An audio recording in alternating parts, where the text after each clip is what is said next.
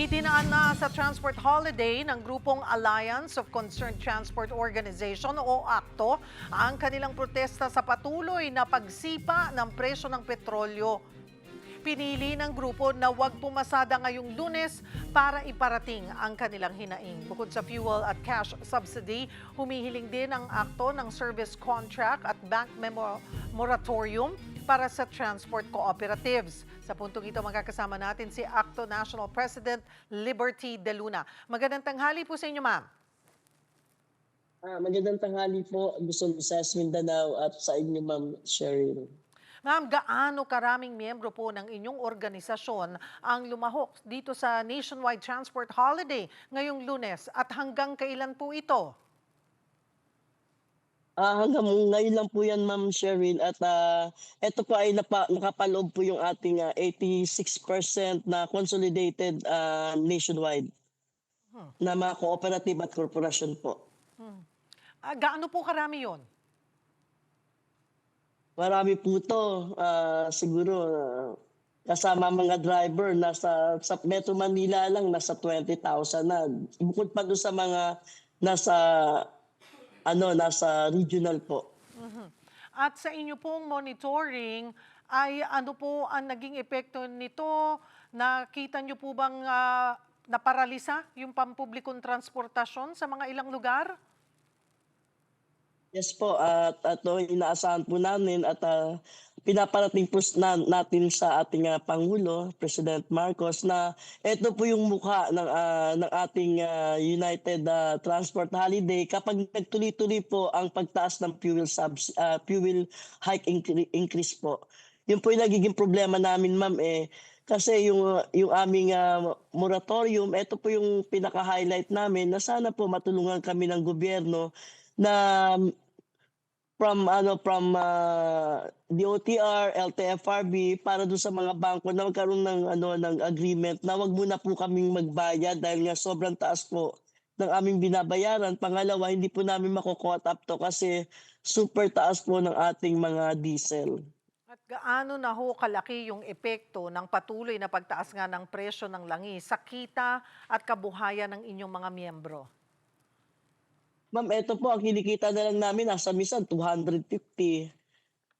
Minsan yung naka-modernize na po 'yan, ma'am, kasi ang pinaka-fuel nila nasa 2,000 plus maghapon.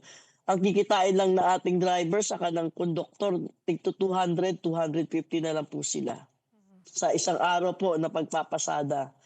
Kasi kailangan bayaran po rin nila yung yung boundary po nito. Mhm. Kaya nanawagan din po ako sa mga operators nationwide na sana po, bawasan po nila yung boundary po maging traditional or maging naka-modernize po tayo. Kasi talaga yung mga drivers natin hi ah, hi magiging hahagupit nila lang yung biyahe ng 10 hours para makayad po ng boundary. Kaya ang nangyayari po nito, ma'am, ang inuuwi na lang po nila nasa 250 na lang or 200 minsan. Mhm. Wala Ma na pong 500 ngayon dahil sa sobrang taas ng fuel natin. mhm. Abay, magkano ho ba ngayon ang boundary? Iba-iba po 'yan, ma'am, may boundary tayo sa traditional, may mahaba, may maiksi, minsan may 600, may 700 or 800.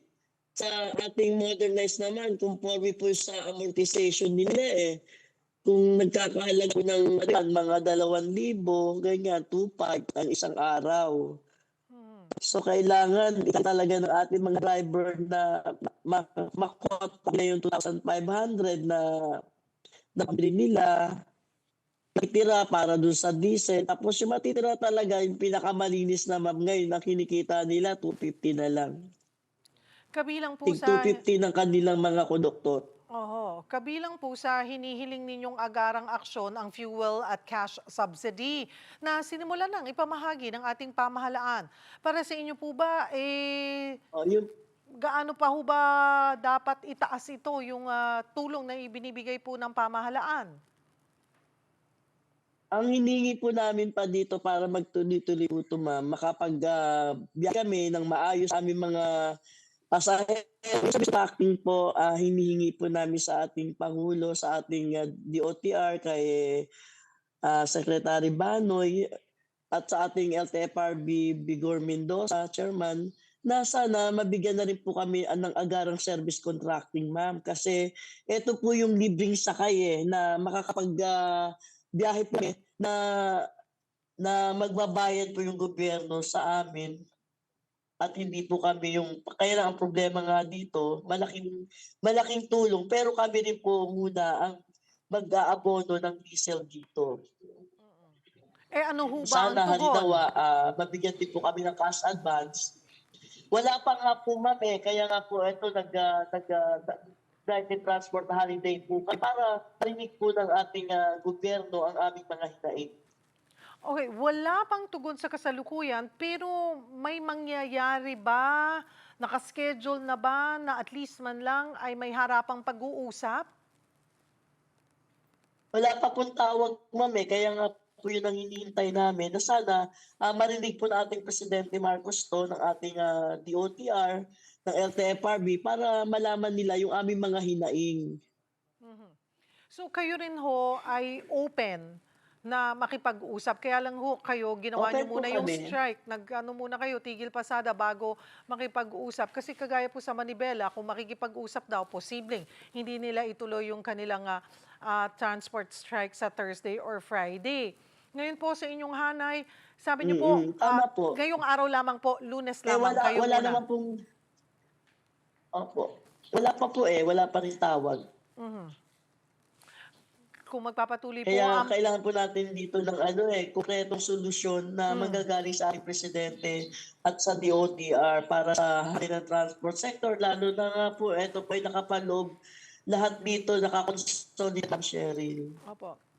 Ma'am Liberty, kung magpapatuloy ang pagtaas ng presyo ng langis na mangyayari na naman nga bukas, may taas presyo na naman at wala pa ring tugon sa pamahalaan, Yes ano po. pa yung iba ninyong mga susunod na hakbang na pinaplano? Siguro po magmi-meeting po kami ulit para dito.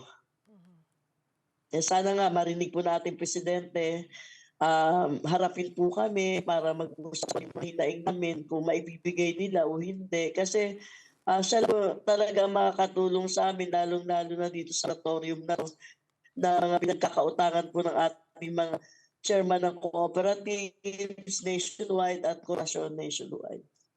Ano ho ang inyong mensahe sa gobyerno at maging sa commuters na pangunahing apektado rin naman ang kaliwat kanang kilos protesta ng transport groups? Nanawagan ako sa ating presidente na sana, marinig niya yung aming mga hinaing. Ito po yung senaryo na kapag nagtuloy-tuloy po ang pagtaas ng diesel, ay wala na kaming pambili ng diesel at hindi na po kami makakalabas sa aming mga, terminal at, hindi na po namin maseserbisyohan yung ating mga manakay. Yun lang po atin po sa ating mga mananakay kapag kami po ay humingi ng pagtaas ng pamasahe, sana maintindihan niyo kami dahil kung wala na po kaming kikitain, ah, ibig sabihin, ma'am, 'pag wala kaming kikitain, hindi po namin sila maseserbisyohan ng maayos nationwide. At sa ating commuters po, ano ang ating mensahe? Sa commuters naman, sana maintindihan po nila tayo na kami mga nasa transport sector, talagang naghihikayos na at naghihirap na po ang hanay ng transport nationwide. Marami pong salamat, ACTO National President Liberty De Luna.